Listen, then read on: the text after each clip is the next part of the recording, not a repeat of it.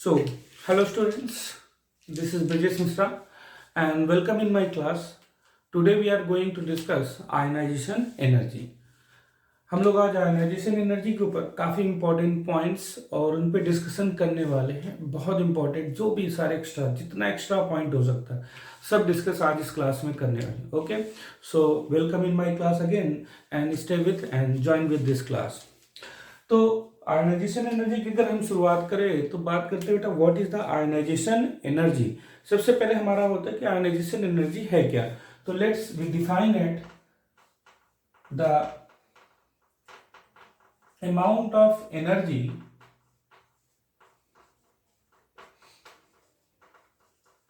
that required for what to release one electron. एक electron निकालना है कहां से बेटा?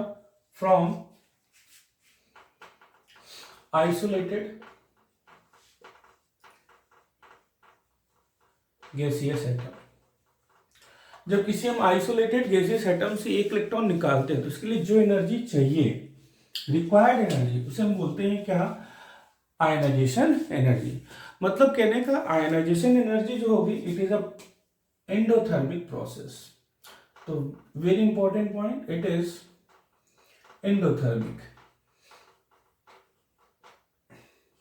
अब एंडोथर्मिक क्या सभी को पता होगा, ऐसा प्रोसेस जहां पर एनर्जी या हीट की रिक्वायरमेंट पड़ती है उसको हम लोग बेटा एंडोथर्मिक प्रोसेस के नाम से जानते हैं.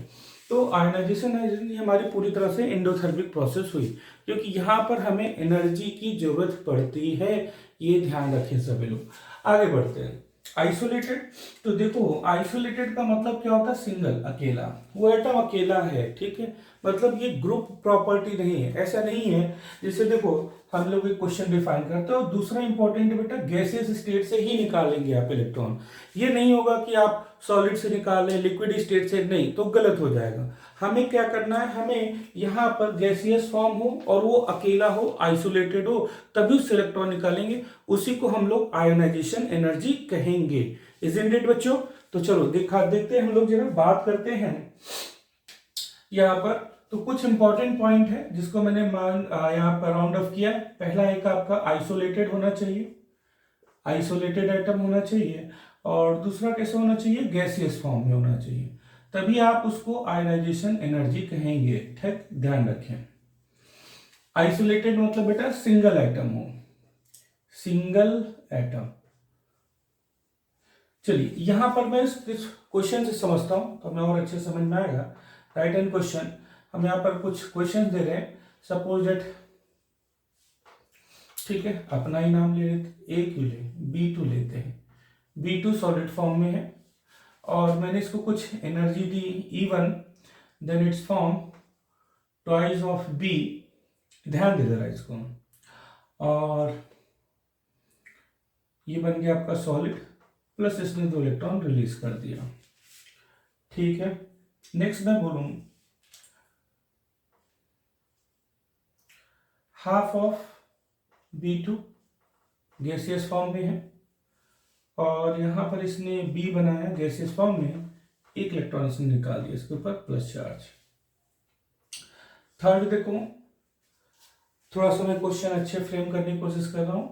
B सॉलिड, इसको मैंने एनर्जी यहां पर E2 दिया, ये एनर्जी E3 दी मैंने, और फिर से बन गया आपका B सॉलिड प्लस 1 इलेक्ट्रॉन निकल गया.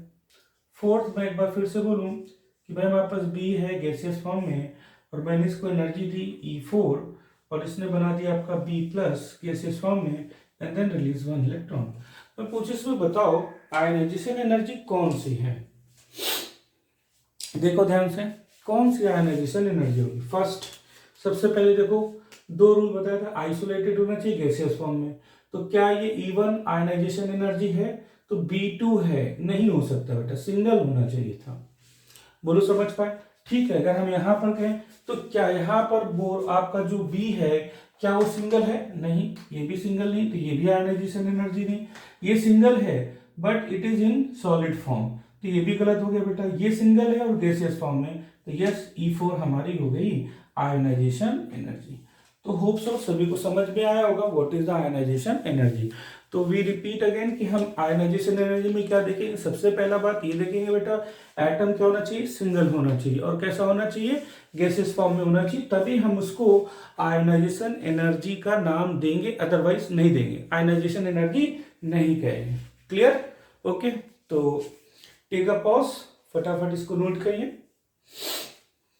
ओके, फिर से एक बार देखिए। चलो नेक्स्ट, अब इसी कॉन्सेप्ट को थोड़ा सा हम लोग और आगे लेके चलते हैं, वहां पे डिस्कशन करते हैं।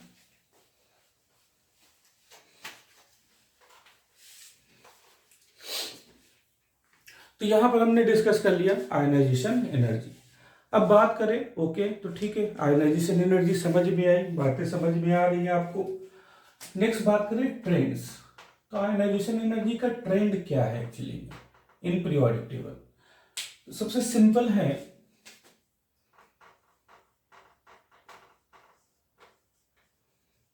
Moving down to the group,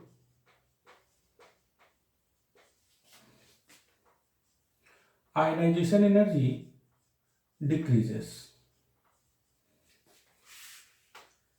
and across the period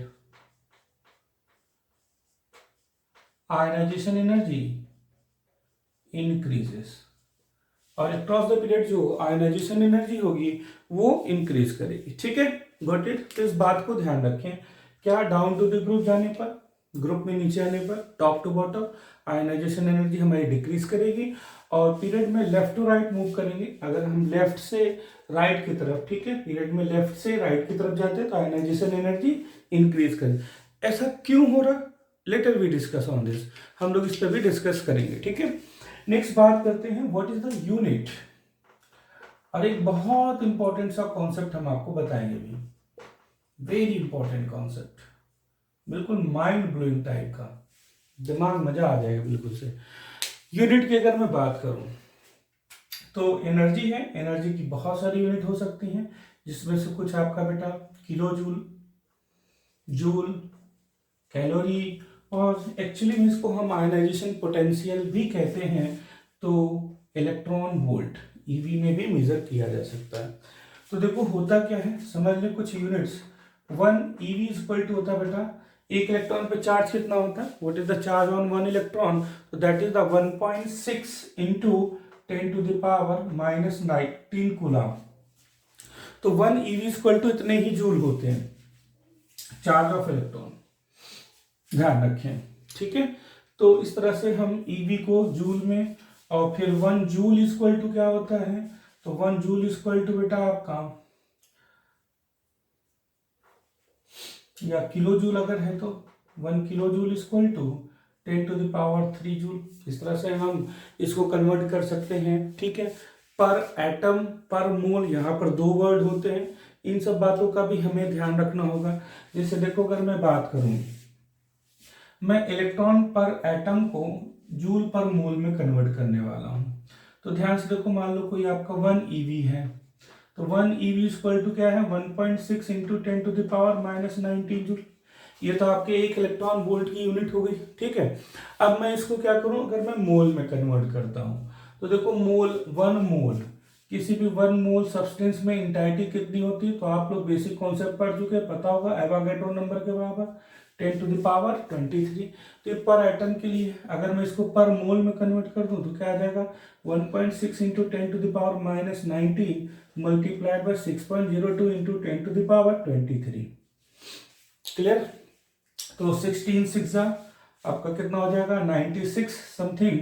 तो बेटा यहां पर आपका आएगा क्या, 9.6 इंटू 10 टू द पावर, यहां पर आपका कितना आ जाएगा, 4 जूल।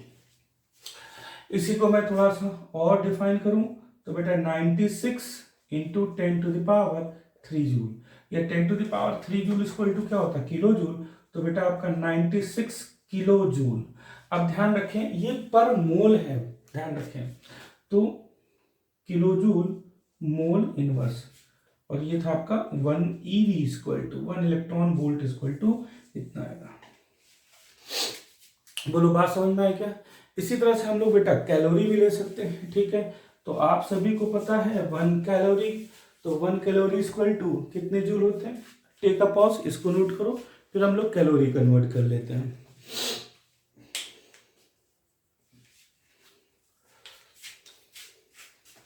नोट कर लिया? चलो यहीं पर मैं कैलोरी भी कन्वर्ट कर देता हूँ। ये भी ध्यान रखें, 1 कैलोरी इक्वल टू क्या होता है? 4.184 जूल। तो अब हम चाहे तो जूल को फिर कैलोरी में, फिर कैलोरी को चाहे तो किलो कैलोरी में कन्वर्ट कर सकते हैं। ठीक है, देखो कैसे। तो यहाँ पर देखो 1 EV इक्वल टू कितने जूल है? 1 इलेक्ट्रॉन वोल्ट। ध्यान दो बेटा, जरा इस पॉइंट पे ध्यान दो, कितने हैं आपके? That is the 9.6 into 10⁴ joule है। अब इसको मैं अगर कैलोरी में कन्वर्ट करूं तो बताओ क्या? सब चीजें हम लोगों ने डिस्कस कर ली। अब एक और इम्पोर्टेंट सी बात करते हैं। 2 टर्म यहाँ पर यूज होते हैं, एक होता है आयनाइजेशन एनर्जी और एक होता है एंथैल्पी। तो बात ये होती है, क्या दोनों सेम टर्म है? सोचिए, आंसर होगा नहीं, दे आर नॉट सेम। एक एनर्जी है, एक एंथैल्पी है। एक एनर्जी नॉर्मल से एनर्जी है, एक एंथैल्पी है। एंथैल्पी मतलब बेटा कुछ थर्मोडायनेमिक कॉन्सेप्ट है, तो ये सारी चीजें ध्यान रखें। तो एनर्जी और एंथैल्पी सेम तो नहीं होगी।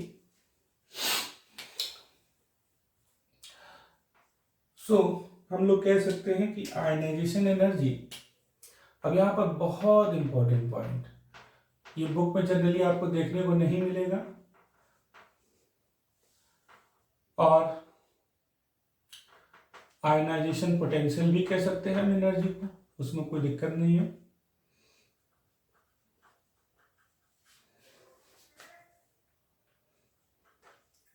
Is not same as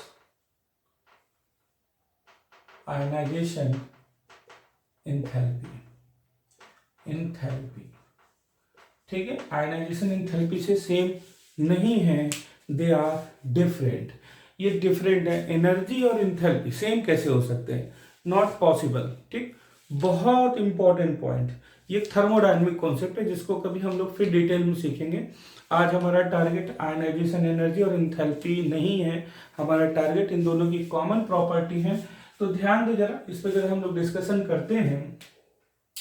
actually में जब भी हम आयनाइजेशन एनर्जी या एंथैल्पी को डिस्कस करेंगे तो आयनाइजेशन जो एंथैल्पी है इसको कैसे डिनोट करेंगे ये भी ध्यान रखें। आयनाइजेशन एंथैल्पी या इसको हम लोग बेटा डेल्टा एच या delta R, R means reactant है, ध्यान रखें, एच से डिनोट करेंगे, इज इक्वल टू 5/2 RT, और क्या हो जाएगा आपका प्लस आयनाइजेशन एनर्जी। ये एक्चुअली में रिलेशन निकल के आता है जब भी हम थर्मोडायनेमिक चेंज करते हैं, तो ये सारी चीजें यहाँ पर प्रूफ होती हैं, इनको ध्यान रखें। ठीक है, दूसरा एक और इम्पोर्टेंट पॉइंट, ये जो आपकी आयनाइजेशन एनर्जी होती है, आप सोचेंगे यार ये कौन सा नया कॉन्सेप्ट बता दिया इन्होंने, डिफाइन एट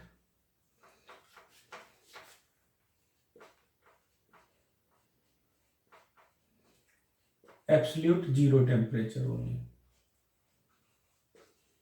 ये सिर्फ आपका एब्सोल्यूट जीरो टेम्परेचर पे ही वैलिड है। ठीक है, while at any other temperature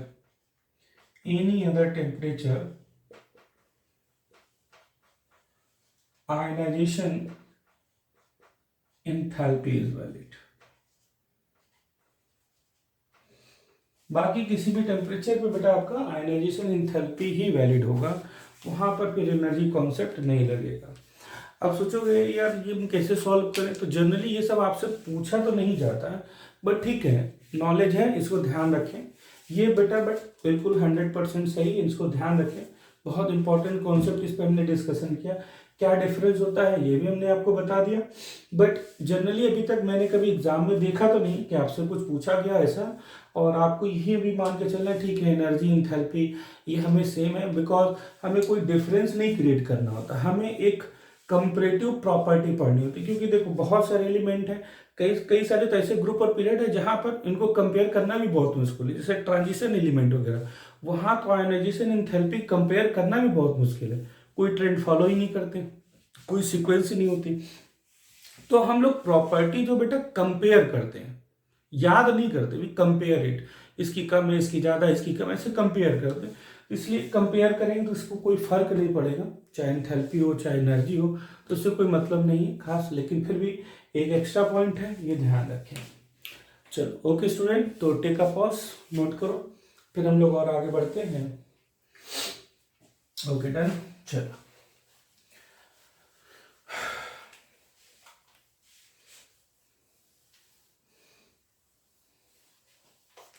अब हम लोग बात करेंगे फैक्टर्स, कौन कौन से ऐसे फैक्टर्स हैं जिन पे कि हमारी आयनाइजेशन एनर्जी डिपेंड करती है। तो very important point, the factors on which ionisation energy depends.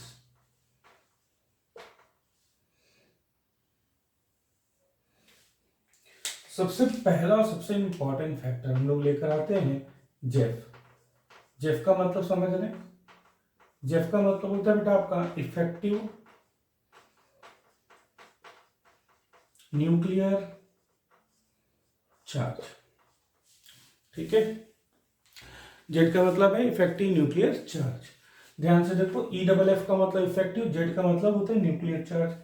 तो अगर हम बात करें आयनाइजेशन एनर्जी जो होती है बेटा डायरेक्टली रिलेटेड टू जेफ, अभी बड़ा इंपॉर्टेंट सा कॉन्सेप्ट है। इफेक्टिव न्यूक्लियर चार्ज फिर किन किन चीजों पे डिपेंड करता है, तो साइज पे डिपेंड करता है, आपको पता होगा, नहीं पता तो ध्यान दें। Zeff is inversely related to size of atom. सबसे पहली बात तो ये ध्यान रखें, जेफ जो है साइज ऑफ एटम से इनवर्सली रिलेट करता है, मतलब जितना बड़ा साइज होगा उसका जेफ उतना ही कम होगा। ऐसे इमेजिन करो, जेफ मतलब क्या बता रहा है बेटा आपका फोर्स ऑफ अट्रैक्शन, साइज बड़ा है, एक कितना बड़ा साइज है, एक इतना बड़ा साइज है, तो उनके बीच में अट्रैक्शन कम होगा। अट्रैक्शन कहाँ होता है, न्यूक्लियस और वैलेंशियल इलेक्ट्रॉन के बीच में होता है। तो अगर मान लो साइज बहुत बड़ा है, बहुत बड़ा साइज है, तो उनके बीच में अट्रैक्शन तो कम होगा ही, उसमें सोचने वाली बात क्या है, ठीक है। साइज छोटा है तो उसमें अट्रैक्शन ज्यादा होगा। तो इन सब बातों का आपको यहाँ पर ध्यान रखना होगा बेटा। तो Zeff is inversely related to size of atom. अब अगर हम एनायंस या कैटायंस पे आ जाए तो ध्यान दें, Zeff is directly related to charge on cation, बहुत इंपॉर्टेंट पॉइंट है, and inversely related to charge on anion, ये भी बहुत इंपॉर्टेंट है, ध्यान रखें। कैटायन पे जितना ज्यादा चार्ज होगा आपका, जेफ की वैल्यू उतनी ही ज्यादा हो जाएगी, और एनायन पे जितना ज्यादा चार्ज होगा उसकी वैल्यू उतनी ही कम होती चली जाएगी, ठीक है ना, ध्यान रखें। इसको, इन बातों को हम लोग जरा कुछ एग्जांपल्स लेकर सॉल्व करते हैं। सो टेक अ पॉज, फिर हम लोग एक एग्जांपल लें और आगे बढ़ते हैं। ओके चलिए, तो अब हम लोग फैक्टर्स पे डिस्कस कर चुके हैं और जेफ की हम बात करते हैं। तो मैं यहाँ पर कुछ ग्रुप की एग्जांपल लेता हूं, जैसे देखो group one. Group one elements क्या है आपके, दे आर अल्कली मेटल्स, इनको हम लोग अल्कली मेटल्स कहते हैं। यहाँ पर एलिमेंट क्या आएंगे बेटा, lithium, sodium, potassium, rubidium, caesium, francium, ठीक है। तो फ्रांसियम तो रेडियो एक्टिव, हटाओ, उसको नहीं लेते, ये आपका एलिमेंट है। अब मैं बात करूं तो ध्यान से देखो, अगर आपको याद हो, ठीक है, तो यहाँ पर आप फ्रांसियम चलो लिख देते थोड़ी देर के लिए, इधर आप हाइड्रोजन लिखते थे, ध्यान है क्या, एटॉमिक नंबर हाइड्रोजन का 1, हाइड्रोजन को ग्रुप वन में कंसीडर नहीं करते, ऐसे लिख देते हैं। आपको हम यहाँ पर एक मैजिक नंबर बताए थे, नहीं पता कोई बात नहीं, कुछ बच्चों को 2, 8, 8, 18, 18, 32 ऐसा आपका, ठीक है। यहाँ पर ध्यान से देखो, तो 1, 2, 3, अब एक एलिमेंट का तो आपने लिख दिया, बाकी एलिमेंट कितने बचे, 1, 2, 3, 4, 5, 6, देखो 1 2 3 4 5 6 नंबर, 6 आपके क्या है बेटा एलिमेंट्स, लिख दो फटाफट। तो सीरीज यही बन जाएगी +2, तो यहाँ पर आपने +2 किया 3 हो गया, फिर +8 कितना हो गया आपका 11, देन +8 11 प्लस कितना हो गया आपका 19, देन +18 कितना हो जाएगा आपका 37, देन +18 कितना हो जाएगा आपका दैट इज द 55, देन +32 कितना हो गया आपका 87। तो देखो डाउन टू द ग्रुप आपका साइज बढ़ता चला जा रहा है कंटिन्यूस। अभी हमने थोड़ी देर पहले क्या बोला था, Zeff is inversely related to size of atom. तो ध्यान से देखें, moving down to the group size of atom क्या हो रहा है, इंक्रीज। तो लिथियम कोई एक्सेप्शन नहीं यहाँ पर, sodium, then potassium, then rubidium, then caesium. तो साइज ऑफ एटम इस डायरेक्शन में बढ़ रहा है। ठीक, बहुत simple, the size of atom, तो साइज ऑफ एटम इस डायरेक्शन में बढ़ रहा है। और जेफ जो है वो आपका साइज ऑफ एटम की कैसा है बेटा, इनवर्सली। तो साइज ऑफ एटम की कैसा हो गया आपका, इनवर्सली रिलेटेड। तो जब ये साइज ऑफ एटम की हो गया इनवर्सली रिलेटेड, तो आयनाइजेशन एनर्जी का ट्रेंड क्या होगा आपका, यहां पर इससे डायरेक्टली रिलेटेड क्या है बताओ आपकी आयनाइजेशन एनर्जी। तो ध्यान से देखो, आयनाइजेशन जेफ कैसा रिलेटेड है, डायरेक्टली। जेफ किससे रिलेटेड है, साइज ऑफ एटम से इनवर्सली। तो आयनाइजेशन और साइज ऑफ एटम में कैसा रिलेशन हुआ, ionisation is inversely related to size of atom. आप ऐसा डायरेक्ट लिख सकते हैं बच्चों, बोलो क्लियर हुआ। तो यहां पर इसके अपोजिट में चले जाओ, आपको क्या मिल गया, आयनाइजेशन एनर्जी। होप सो आपको समझ में आया होगा। ये एक और इंपॉर्टेंट सा कॉन्सेप्ट है। इसी तरह से हम लोग आ जाते ग्रुप 2 में। तो ग्रुप 2 के एलिमेंट्स क्या थे बताओ, बेटा मांगे, कार स्कूटर, और बाप नहीं राजी, नहीं बेटा राजी है। ठीक है, तो ये हो गया आपका रेडियोएक्टिव एलिमेंट, इसको हटा देते हैं हम लोग यहां से। फिर देखो size of atom down to the group इस डायरेक्शन में बढ़ा, this is the size of atom, size of atom, atomic size. और उसके अपोजिट डायरेक्शन में चले जाओ तो क्या मिल जाएगा आपका आयनाइजेशन एनर्जी। इसको मैं आओ जाओ एनर्जी के नाम से भी बुलाता हूं। क्या हो, एनर्जी, क्या जाओ, इलेक्ट्रॉन। तो इसको आओ जाओ एनर्जी ध्यान रखें, विच इज एंडोथर्मिक प्रोसेस। ठीक, ध्यान रखें। तो ये था आपका आयनाइजेशन एनर्जी और जेफ का कुछ देखें concept. Take a pause and note down it. चलिए, हो गया। अभी यहीं पर बातें हमारी खत्म नहीं हुई हैं बच्चों, बहुत इंपॉर्टेंट से कॉन्सेप्ट की बात करने वाले हैं आज हम लोग, क्योंकि रात के बज गए हैं 12। ठीक है, तो 12 बजे सबसे अच्छा रहता है माहौल पढ़ने का, पढ़ाने का। चलो आधे बच्चे तो सो रहे होंगे, कोई बात नहीं। नेक्स्ट देखो, अब मैं थोड़ा सा कुछ कॉम्प्लिकेशन करता हूँ और फिर मैं पूछता हूँ बताओ बताओ आयनाइजेशन एनर्जी क्या होगी। चलो हम एक लेते हैं आइसो इलेक्ट्रॉनिक स्पीसीज, ना लिया आइसो इलेक्ट्रॉनिक, अभी थोड़ा सा कुछ और भी कॉन्सेप्ट समझने सीखने बाकी हैं हम लोगों को। चलो अभी मैं बात करता हूँ आपसे, सपोज दैट Fe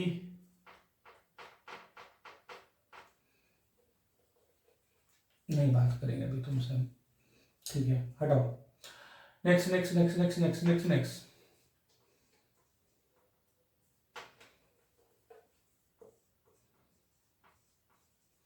टू और मोर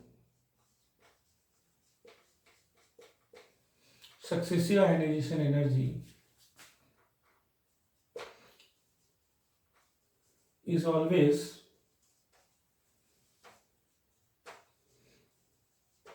greater than first। अब ये कैसा कॉन्सेप्ट हुआ, टू और more ionisation energy is greater than the first. तो देखो सिंपल सी बात है, जैसे मैं बात करूं एक एग्जांपल ले लेता हूं, एल्युमिनियम, एटॉमिक नंबर 13, कन्फिग्रेशन करो क्या आएगा 1s2 2s2 2p6 3s2 3p1।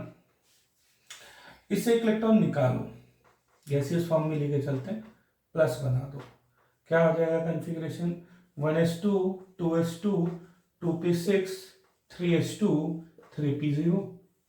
एक इलेक्ट्रॉन और निकालो, अब +2 हो जाएगा। Configuration 1s2 2s2 2p6 3s1। ठीक है, समझ पा रहे हैं? इसी को बोले टू सक्सेसिव आयनाइजेशन एनर्जी। फिर एक इलेक्ट्रॉन निकालो तो बताओ क्या हो जाएगा आपका, +3 configuration 1s2 2s2 2p6 3s0 3p0 3p0। तो मान लो सब गैसेस फॉर्म है, ये IE फर्स्ट, ये आपका IE सेकेंड और ये आपका IE थर्ड, तीनों ही आयनाइजेशन एनर्जी है।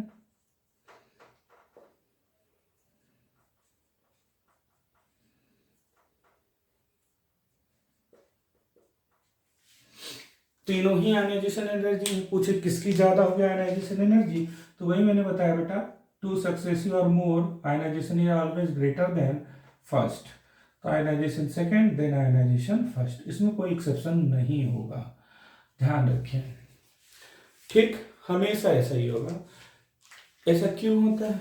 अभी देखो आपको बताया, कैटायन जितने ज्यादा इलेक्ट्रॉन निकालते जाओगे जेफ बढ़ता जा रहा है, जेफ बढ़ता जा रहा है। क्यों? क्योंकि जेफ क्या हो रहे हैं, चार्ज ऑन कैटायन के डायरेक्टली रिलेटेड है। तो आप जितने ज्यादा इलेक्ट्रॉन निकालते जाओगे उसकी जेफ की वैल्यू बढ़ती जा रही। तो वहां पर आयनाइजेशन एनर्जी क्या होगी बेटा, बढ़ती चली जाएगी। जैसे आपने इलेक्ट्रॉन निकाला पहला, तो पहला इलेक्ट्रॉन आपने P1 से निकाला, फिर दूसरा आप कहां से निकाल रहे हो, 3s2 से, तीसरा कहां से निकाल रहे हो, 3s1 से। इलेक्ट्रॉन निकालते जा रहे हो, तो आप क्या हो रहे हो, न्यूक्लियस के पास चलते जा रहे हो। इलेक्ट्रॉन निकालते जा रहे हो, बाहर से निकालते जा रहे हो, अंदर अंदर अंदर अंदर न्यूक्लियस कोर की तरफ आ रहे हैं। और जैसे आप कोर की तरफ अंदर आना चालू करते बेटा, आयनाइजेशन एनर्जी की वैल्यू बढ़ जाएगी, क्योंकि वहां पर जेफ यानी effective nuclear charge, force of attraction बहुत ज्यादा होगा, इस वजह से होता है। वो लोग समझ पा रहे हैं ना? तो ये सारी चीजें हैं, ध्यान रखें। तो ये था आपका टू और more successive ionisation energy is always greater than first. और ये सारी एंडोथर्मिक होगी, सारी की सारी एंडोथर्मिक होंगी, इसमें कोई भी एक्सोथर्मिक नहीं हुआ करते हैं। क्लियर बच्चों? चलो take a pause, note down this.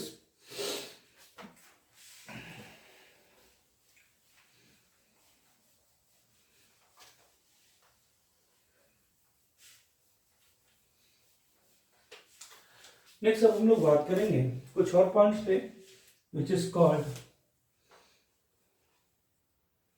Stable. Second factor है कन्फिग्रेशन। अब ये कन्फिग्रेशन का क्या बवाल है, स्टेबल कन्फिग्रेशन। तो देखो, आप एक साइंटिस्ट थे जिनका नाम था हुंड, ठीक है, जिसको हम लोग बोलते हैं Hund's rule. Hund's rule, Hund का क्या कहना था? हुंड का कहना था झुंड न बनाओ, ठीक है। हुंड का कहना था बेटा झुंड न बनाओ, अरे झुंड न बनाओ, ठीक है। हाँ, यही कहना था हुंड का। हुंड का कहना था झुंड मत बनाओ, एक एक करके आओ, ठीक है। अगर माँ का दूध पिया है तो एक एक करके आओ, उल्टा बोल दिया, ठीक है। ऐसा नहीं है, माँ का दूध तो सब एक साथ आओ, लेकिन हुंड का कहना था ऐसा नहीं, एक साथ मत हो, अकेले अकेले एक एक करके आओ। देखो, इनका कहना था आपका, suppose that P4 electron fill करने, तो P सब सेल में कितने आपके 3 होते हैं बेटा, 3 आपके सब सेल्स होंगे, Px Py Pz। तो अगर इलेक्ट्रॉन आप इस तरह से भर दोगे, गलत हो गया, ये कहना था उनका। उनका कहना ऐसा कैसे, एक एक करके आओ भाई, इस तरह से नहीं होता, 1 2 3, अब पेयरिंग करो। तो ये कहना था हुंड का, ठीक है। तो this is correct as per. तो अब सोचोगे ये हुंड क्यों बताने लगे? ये हुंड का जो भी थ्योरी इन्होंने दिया, यहाँ से हम लोग ये निकालते हैं, जो वैल्यू निकल के आती है या बात, conclusion, that half filled and fulfilled orbitals are more stable than incomplete। Half field और फुल फील्ड के कंपेरिजन में, सॉरी, इनकम्प्लीट के कंपेरिजन में हाफ फील्ड और फुल फील्ड जो होगा वो आपका ज्यादा स्टेबल होगा। इन बातों का हमें यहाँ पर ध्यान रखना है। अब अगर हम बात करें तो हमारे पास देखो ऑर्बिटल क्या है भाई, तो 4 ही ऑर्बिटल्स हमारे पास, sp d एंड f। तो इसमें अगर हम हाफ फील्ड और फुल फील्ड की बात करें तो भाई एस में तो ऐसा कुछ होता नहीं है, एस में 2 ही इलेक्ट्रॉन आते हैं और एक ही है, तो वहां पर ठीक है, क्या हाफ फील्ड क्या फुल फील्ड, सब बराबर बेटा। ठीक है, उसमें नंदन आएगा क्या निचोड़े, वही हिसाब किताब है ही नहीं, 2 ही इलेक्ट्रॉन है। तो देखो यहाँ पर हम बात करें, S1 हाफ हो जाएगा, S2 फुल हो जाएगा। अच्छा यहाँ पर P में मैक्सिमम 6 आ सकते हैं, तो P3 हाफ हो जाएगा, P6 फुल हो जाएगा। D में मैं बात करूँ, D5 हाफ हो जाएगा, D10 फुल हो जाएगा। F में बेटा तो F7 हो जाएगा और F14 हो जाएगा। ये स्टेबल कन्फिग्रेशन हुआ करते हैं। ठीक है, these all are stable. D में एक और बड़ा स्टेबल सा होता है, मैं बीच में लिख देता हूँ D3। ये क्यों होता है, ये आपको 12th में सिखाया जाएगा, ध्यान रखें। तो these are the stable. Actually में डी ऑर्बिटल का शेप बहुत बड़ा होता है साइज, तो 2 बार में फिर टूट जाता है, T2G और EG में। अब ये T2G क्या है, मतलब 3 और 2। डी ऑर्बिटल में पार्ट्स जब सबसे होते हैं, तो 3 एक अलग एनर्जी की होती है, 2 अलग एनर्जी की होती है। तो 3 यानी देखो 3 एक इलेक्ट्रॉन भरोगे, D3 आएगा। तो ये भी स्टेबल कन्फिग्रेशन है। तो स्टेबल कन्फिग्रेशन क्या होती है, स्टेबल कन्फिग्रेशन जहां पर इलेक्ट्रॉन रुकना चाहते हैं, वहां से इलेक्ट्रॉन निकलना मुश्किल होता है। तो अगर आप स्टेबल कन्फिग्रेशन से इलेक्ट्रॉन निकालने की कोशिश करेंगे तो कर सकते हैं, अच्छी बात है, लेकिन एनर्जी आपको ज़्यादा देनी पड़ेगी। टेक अ पॉज, फिर आगे हम लोग इस पर डिस्कशन करने वाले हैं।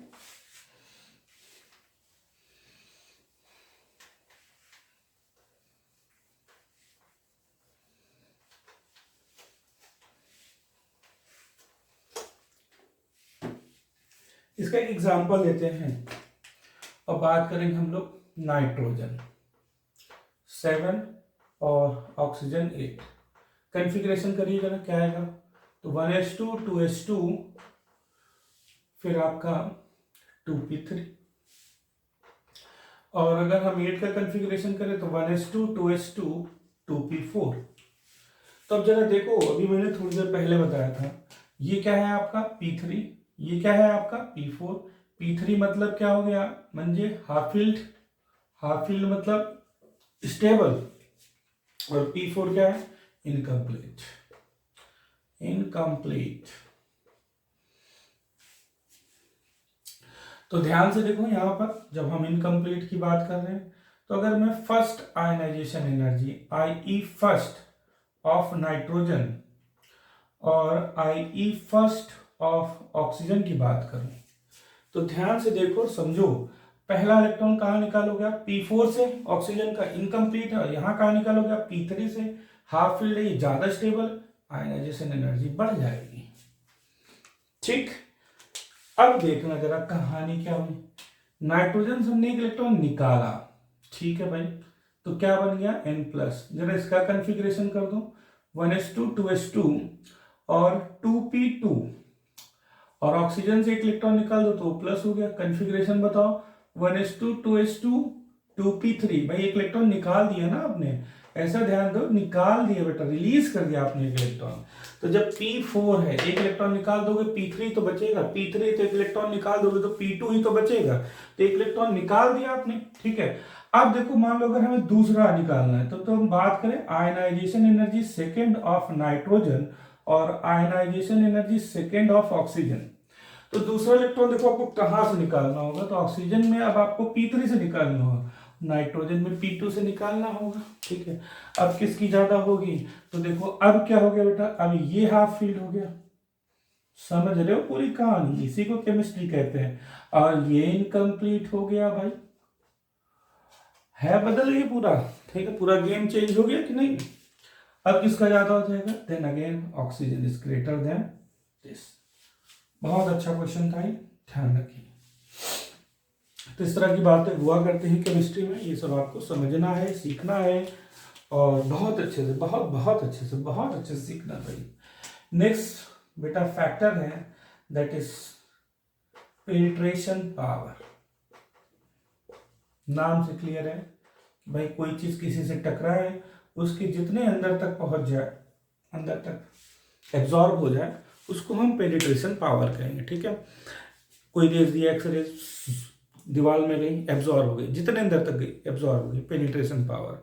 चौक लिया, ठीक है, पहले चौक बोर्ड होता है वाइट, इंक में डुबो दिया उसको, जितने अंदर तक इंक चली गई, पेनिट्रेशन, ठीक है। अब सोचो कि इसका यहाँ क्या रूल, नया कॉन्सेप्ट बता दिया इन्होंने। तो देखो एस मान लो सेम सेल में है, NS, NP, ND और NF सब nth सेल में है, ध्यान रखें।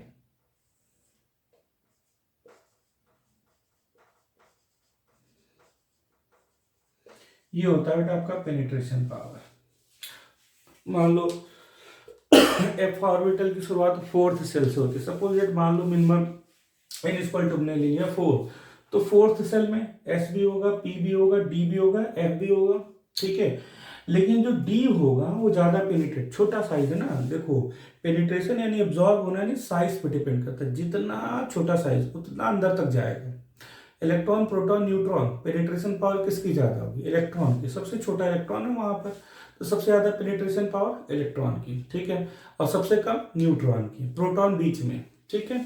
चलो खैर, तो ध्यान से देखो एस ऑर्बिटल का साइज इतना छोटा सा है, इस पटाख से पहुंच जाएगा फटाफट, तुरंत दीवार में एब्जॉर्ब हो जाएगा, कहीं पर भी जाओगे, ठीक है। तो मतलब कहीं पर इसको एब्जॉर्ब नहीं करना ऑब्जेक्ट में, NS है, ध्यान से देखो, फोर्थ सेल, तो फोर्थ सेल में S भी है, P भी है, D भी है, F भी है। तो अगर हम बात करें कौन ज्यादा अंदर की तरफ होगा, या न्यूक्लियस किसको सबसे अपनी ज्यादा तरफ खींच रहा होगा, तो सबसे ज्यादा कौन खींच रहा होगा, S, ठीक है। छोटा साइज होने की वजह से न्यूक्लियस को बड़ी आसानी से खींचेगा, F कम पेनिट्रेट करेगा, ठीक है।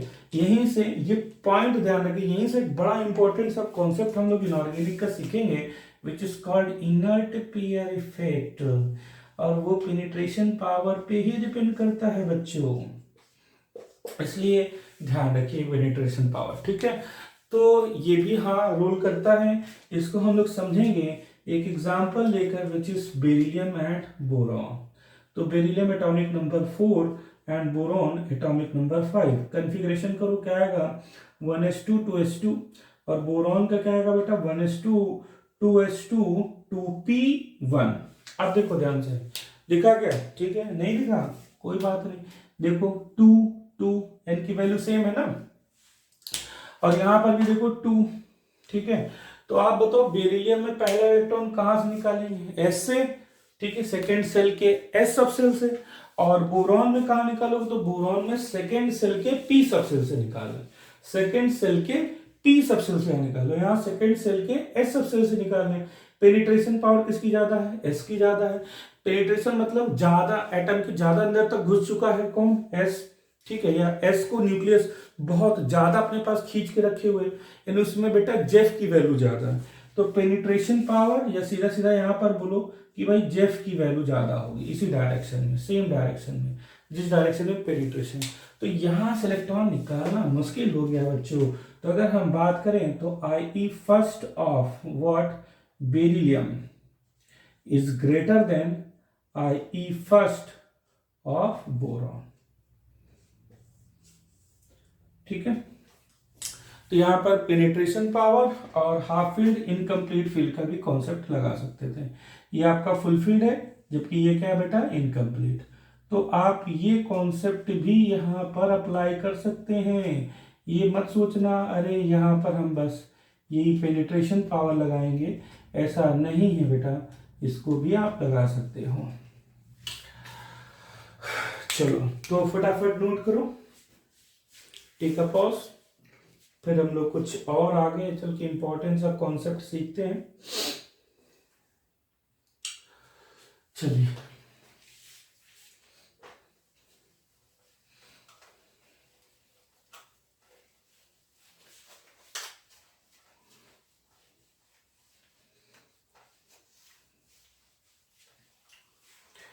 तो हम लोगों ने इनकम्प्लीट, पेनिट्रेशन पावर, इन सब बातों पे डिस्कशन कर लिया है। अब आ जाते हैं हम लोग बेटा आपके पीरियड में, ठीक है।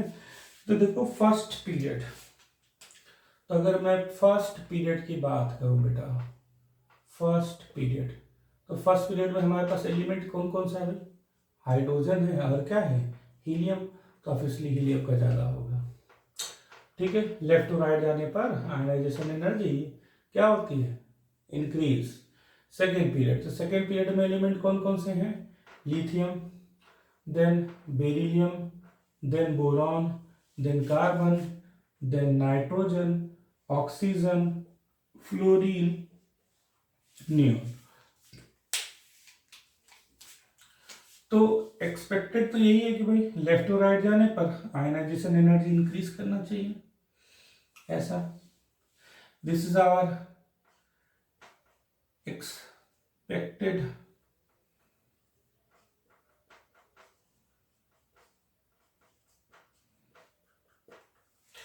लेकिन ये केमिस्ट्री है, इसमें जो एक्सेप्ट किया जाता है, एक्सपेक्ट किया जाता है ये होना चाहिए, वो होता नहीं है, और जो होता है वो एक्सेप्ट नहीं होता है। सोचता है अरे ये कैसे हो गया। चलो कन्फिग्रेशन करके देखते हैं तो और समझ में आएगा। एटॉमिक नंबर 3, 4, 5, 6, समझना ध्यान से, 7, 8, 9 और 10। इसका कन्फिग्रेशन करो, क्या आ जाएगा बेटा, सब वैलेंस सेल में लिख रहा हूं, 2s1। इसका कन्फिग्रेशन 2s2। बेरिलियम आपका बोरॉन का configuration 2s2, 2p1।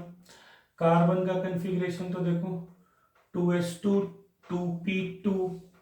Nitrogen 2s2, 2p3, ठीक है। Oxygen 2s2, 2p4। Fluorine 2s2, 2p5। Neon 2s2, 2p6। तो अब हम बात करते हैं यहाँ पर क्या, आयनाइजेशन एनर्जी पे, ठीक है। तो देखो यहाँ पर क्या है, नियॉन। तो देखो भाई नियॉन जो है इसका ये जो है वैलेंस सेल, ये क्या है बेटा आपका कंप्लीट फील्ड है भाई, ये इलेक्ट्रॉन निकालना नहीं चाहेगा, तो नियॉन की आयनाइजेशन एनर्जी हो गई सबसे ज्यादा, ठीक। अब देखो जब कुछ चीज और मैं मार्क कर रहा हूं, ये क्या है आपका, तो this is your half field, ये हाफ फील्ड कॉन्फ़िगरेशन है।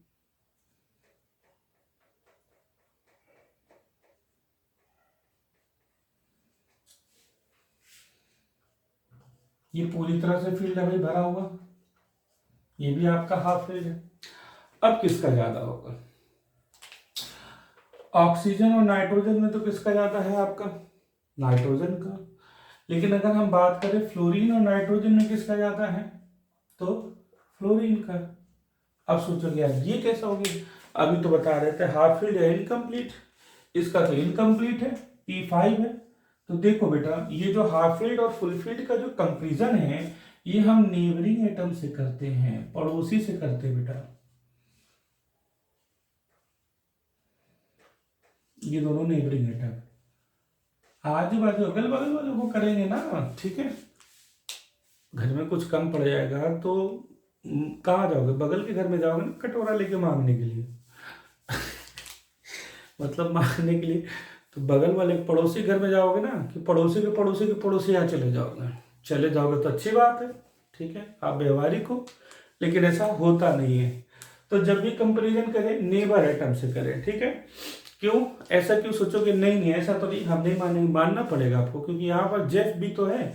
आयनाइजेशन एनर्जी ओवरऑल जेफ पे डिपेंड करती है, बाकी किसी फैक्टर पे नहीं डिपेंड करती, जेफ के डायरेक्टली रिलेटेड है। तो फ्लोरीन जो है हाईली इलेक्ट्रोनेगेटिव है, बहुत छोटे हैं साइज में, लेफ्ट टू राइट जाने पर साइज डिक्रीज हो जाता है बेटा। तो साइज डिक्रीज होने की वजह से क्या है, यहाँ पर जेफ की वैल्यू बहुत बहुत ज्यादा है, तो इस हाई वैल्यू ऑफ जेफ होने की वजह से इसकी आयनाइजेशन एनर्जी ज्यादा ही होगी। तो जब भी आप कंपेयर करें नेबर एटम को करें, ठीक है, पड़ोसी को करें बेटा, फ्लोरीन।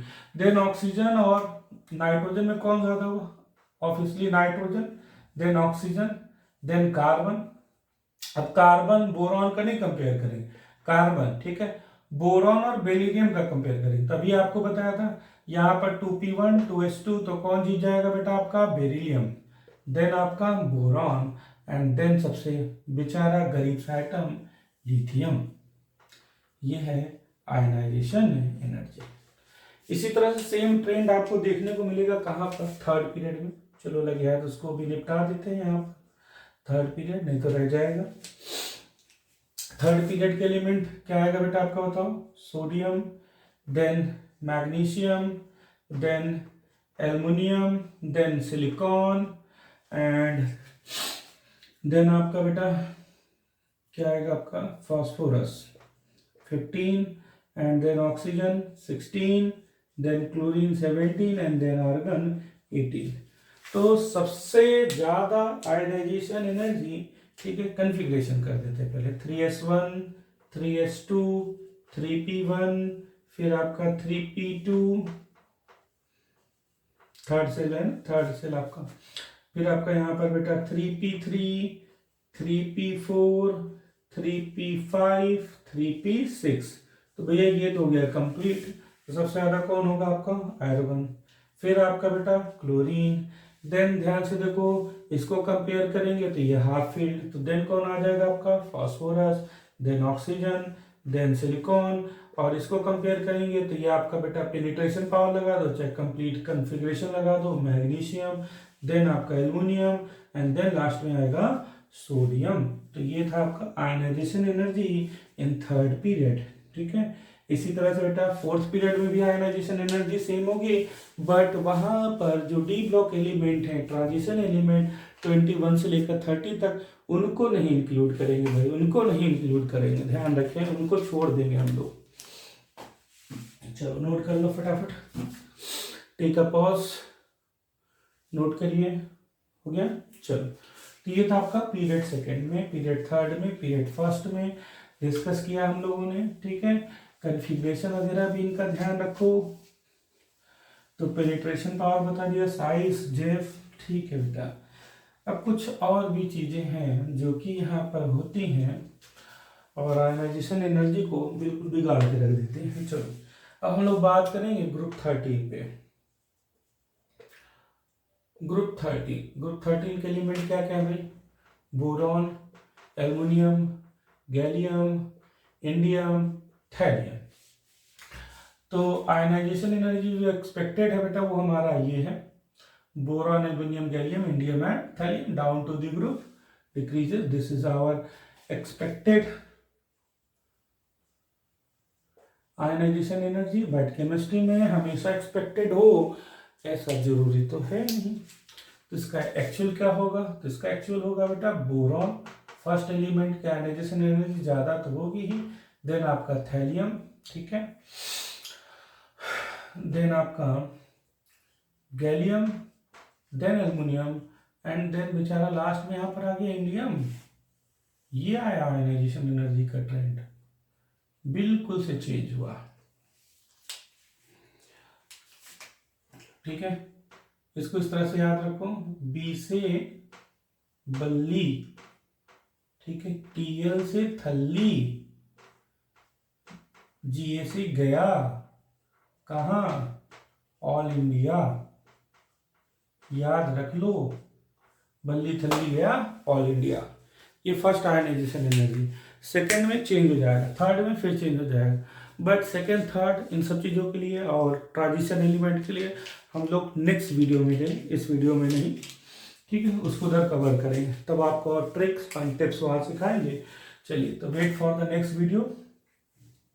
ये वो अपना, अब बात करें ऐसा क्यों हो गया भाई, ओ माय गॉड ऐसा क्यों हो गया। तो यहाँ पर देखो आपका थैलियम, ठीक है, तो थैलियम में लगा बेटा एक कॉन्ट्रैक्शन जिसको हम बोलते हैं क्या, it is known as lanthanide contraction. अब सोचोगे ये क्या आ गया सर, लैंथेनाइड कॉन्ट्रैक्शन, लैंथेनाइड मतलब क्या, 4F, ये तो था। और कॉन्ट्रैक्शन मीन्स क्या होता है, तो कॉन्ट्रैक्शन मीन्स होता है बेटा आपका श्रिंकिंग। जब 4F की वजह से श्रिंकिंग हो जाए उसे लैंथेनाइड कॉन्ट्रैक्शन। श्रिंक कौन कर रहा है, वैलेंस सेल, बाहर वाले सेल, ये ऐसे थे, ये श्रिंक करे, छोटे हो गए। तो जब छोटे हो जाएंगे तो न्यूक्लियस उनको अट्रैक्ट करेगा बेटा, खींचेगा, जेफ की वैल्यू बढ़ेगी। तो जितना छोटा साइज है जेफ की वैल्यू उतनी ज्यादा है, जेफ की वैल्यू जितनी ज्यादा है आयनाइजेशन एनर्जी उतनी ही ज्यादा होगी। बच्चों, प्यारे प्यारे बच्चों, यहाँ पर लगा लैंथेनाइड कॉन्ट्रैक्शन। आप सोचोगे भाई तो फिर ठीक है, चलो अच्छा है, मान लिया। तो फिर गैलियम और एल्युमिनियम में क्या हो गया, तो यहाँ पर भी एक कॉन्ट्रैक्शन लगा जिसकी वजह से इसका क्या होता है बेटा, आपका साइज ही छोटा हो जाता है। इसको हम बोलते हैं 3D कॉन्ट्रैक्शन, ठीक है। यहां पर भी कॉन्ट्रैक्शन लगता है, इसको हम 3D कॉन्ट्रैक्शन कहते हैं।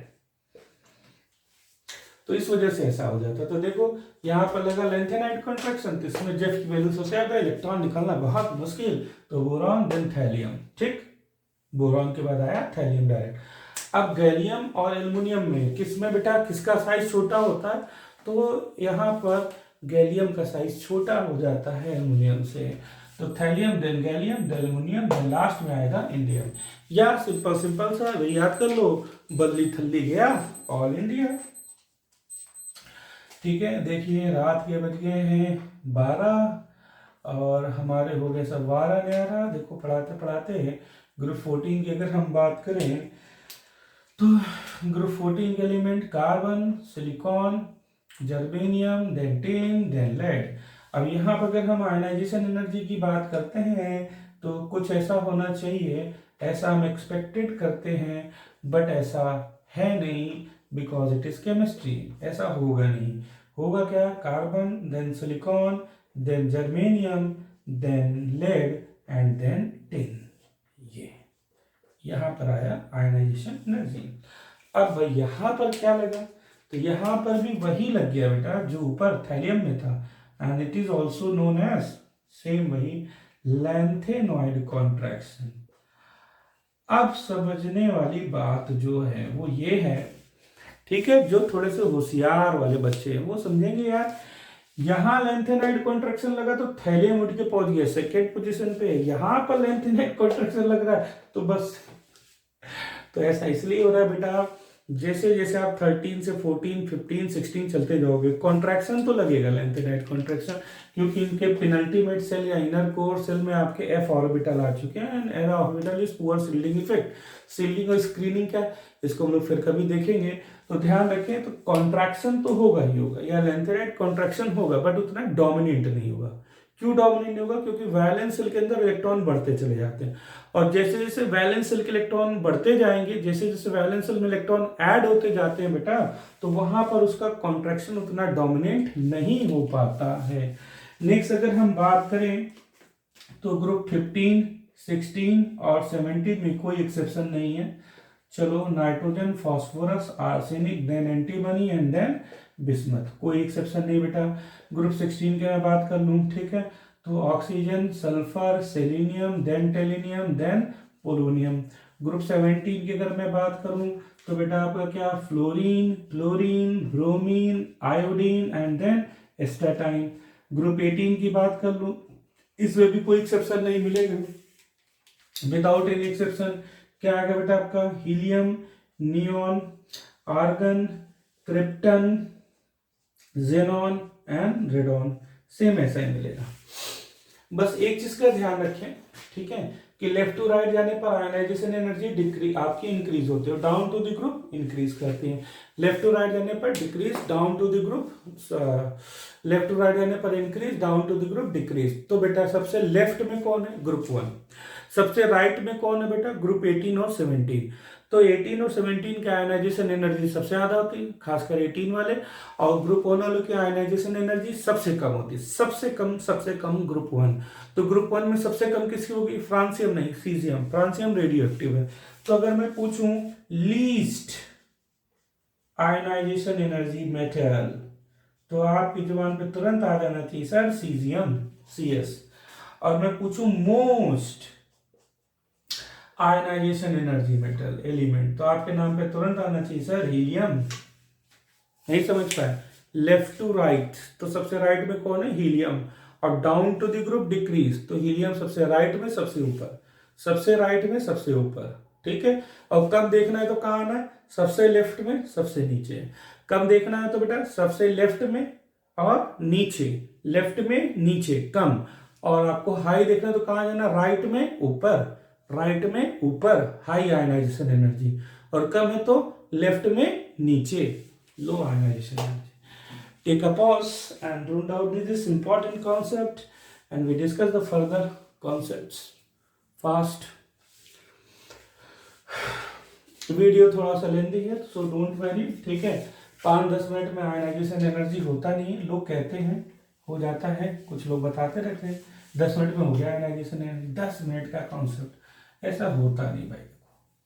अभी तो हमने बहुत कुछ नहीं बताया, मन था बताने का, लेकिन घड़ी ने लाम बजा दिया, इसलिए अब मन बिगड़ गया। तो ये सब चीजें हो गई। Next next next next next हम लोग बात करने वाले हैं, ठीक है, कुछ और इंपॉर्टेंट से कॉन्सेप्ट पे।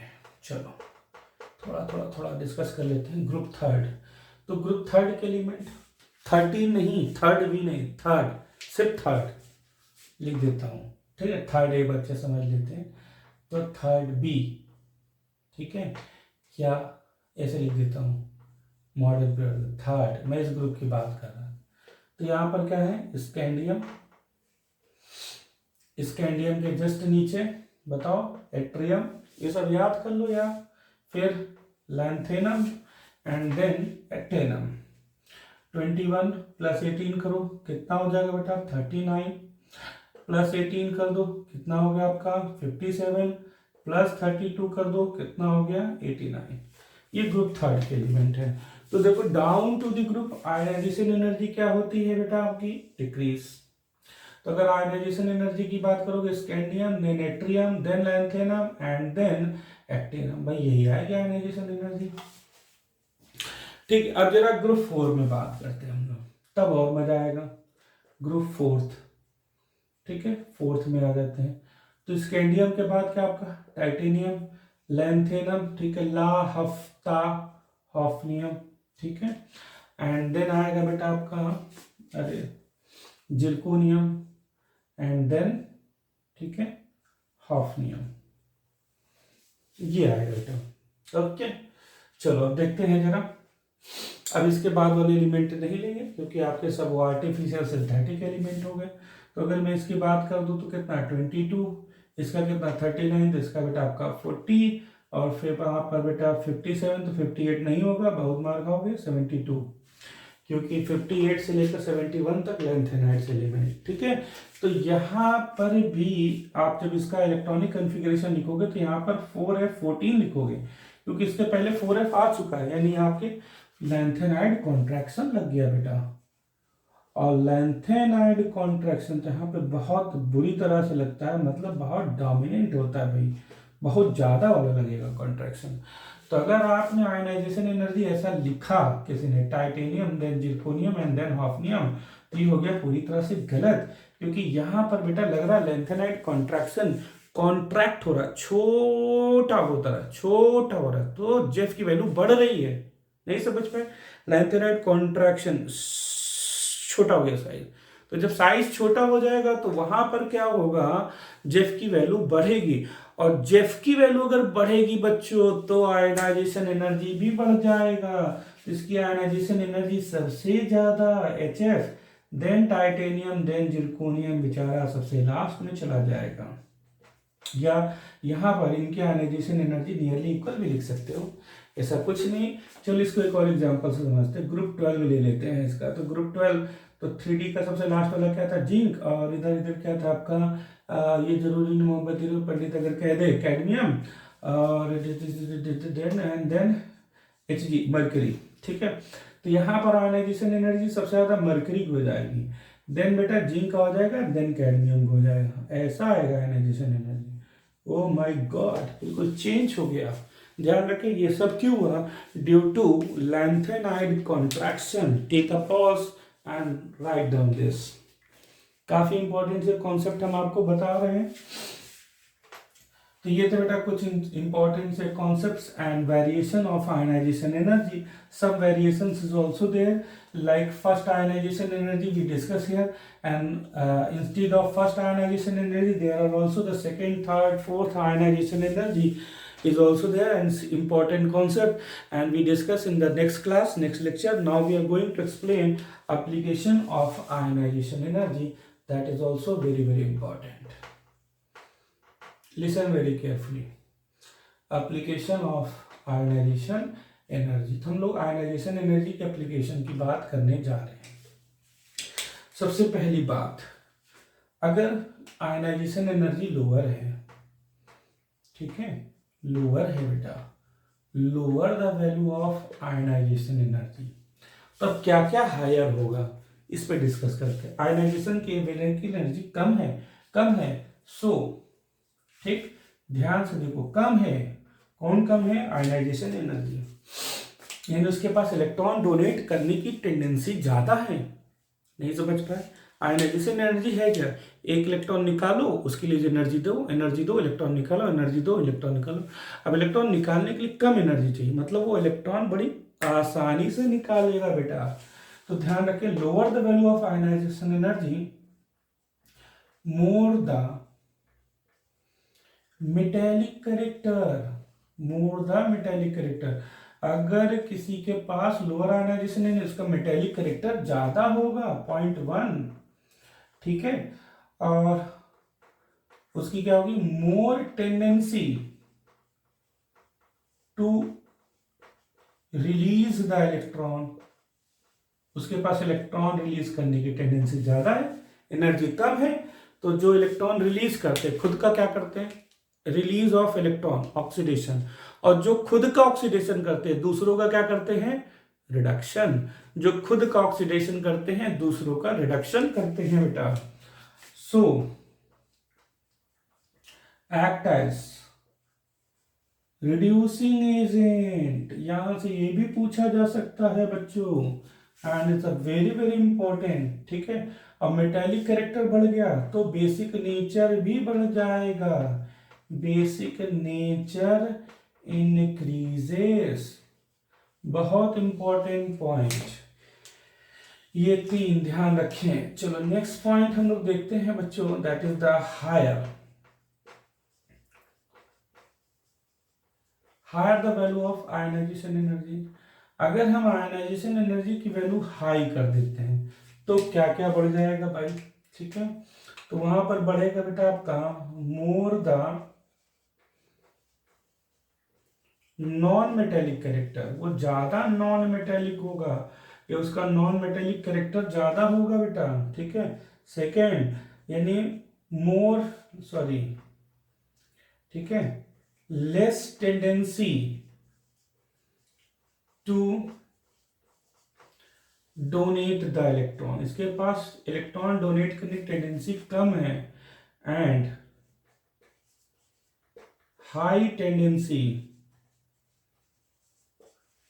टू गेन द इलेक्ट्रॉन, उसके पास इलेक्ट्रॉन गेन करने की टेंडेंसी ज्यादा है, इलेक्ट्रोनेगेटिव है, तो जो अपना रिडक्शन करेगा, दूसरों का ऑक्सीडेशन करेगा। सो एक्ट एज ऑक्सीडाइजिंग एजेंट। तो किस तरह से काम करेगा वो? ऑक्सीडाइजिंग एजेंट की तरह। और यहां पर बढ़ जाएगा बच्चों क्या? Acidic nature increases. बहुत ही इंपॉर्टेंट सा कॉन्सेप्ट पढ़ा आप लोगों ने। Take a pause and note down this.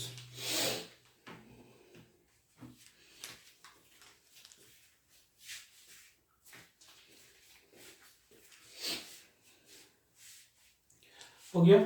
चलो, एक और जगह इसमें पॉइंट है, स्टेबिलिटी ऑफ ऑक्साइड्स, जरा वो सीख लेते हैं हम लोग। इसमें कुछ बेसिक से छोटे से रूल हैं, उसको देख लें, बस ये होता है। If two successive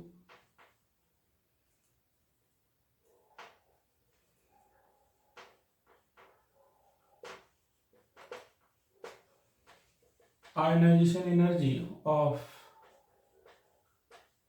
element is less than 16 eV, electron volt से कम है, 16 eV से कम है, तो क्या होगा? Then higher oxidation state is stable. तो वहां पर हायर ऑक्सीडेशन स्टेट जो होते हैं वो स्टेबल होते हैं। जैसे देखो Al+2 और Al+3, इसके लिए बेटा आपका 6 eV के आसपास। इसके लिए अगर मैं बात करूं तो 18 eV के आसपास, और इसके लिए मैं बात करूं तो बेटा 28 eV के आसपास, ठीक है। तो चलो ध्यान से देखो, इसमें अगर मैं बात करूं, ठीक है, तो 12 eV का गैप है, इसमें मैं बात करूं तो कितना आपका बेटा 10 EV का गैप है, ठीक है। यानी क्या होगा, अगर हम एल्युमिनियम की बात करें तो एल्युमिनियम में देखो सबसे आपका 10 EV का गैप है, तो यहाँ पर क्या होगा, सबसे ज़्यादा स्टेबल क्या होगा, higher oxidation state is stable. तो Al+3 is more stable then Al+1 and then Al+2, ये स्टेबिलिटी आएगा। इसी तरह से अगर हम यहाँ पर बात करते हैं, if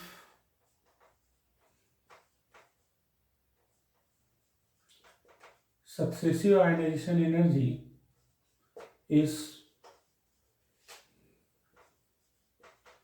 more than 16 eV, then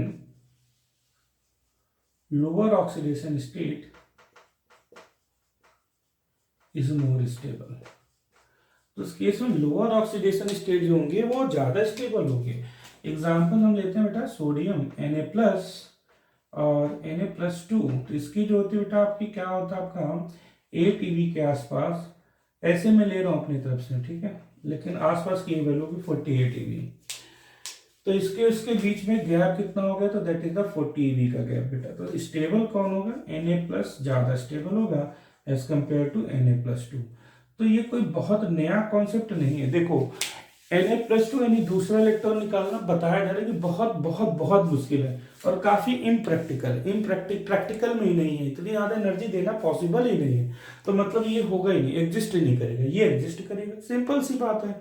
अब इसमें गैप कम है, तो गैप कम मतलब जितने एनर्जी में ये निकल रहा है थोड़ी बहुत एनर्जी बढ़ जाएगा तो ये भी निकल जाए, तो थोड़ी बहुत एनर्जी तो एटमॉस्फेयर से भी एटम ले सकता है। तो इस तरह से मैनेज करके बेटा ध्यान रखें। तो जब कम है गैप मतलब हायर वाला ज्यादा स्टेबल है, और जब गैप ज्यादा है 16 EV से तो लोअर वाला स्टेबल होगा, बस दैट्स ऑल, और कुछ नहीं, ठीक है। क्लियर हुआ सभी को?